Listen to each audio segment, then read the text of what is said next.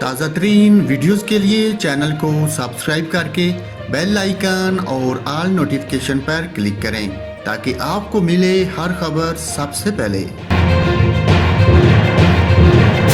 ناظرین، petroleum dealers ایسوسی ایشن نے 25 نومبر سے ملک بھر میں ہڑتال کا اعلان کر دیا۔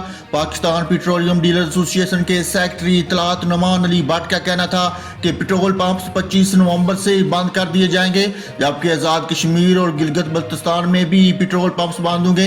انہوں نے کہا کہ پاکستان پیٹرولیم ڈیلرز ایسوسی ایشن کا مطالبہ ہے کہ ڈیلرز منافع میں اضافہ کیا جائے۔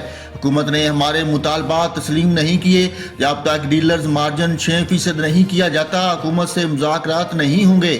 حکومت کی یقین دہانی کے بعد 5 نومبر کی ہڑتال کی کال واپس لی تھی، لیکن حکومت نے یقین دہانی پر کوئی عمل درآمد نہیں کیا۔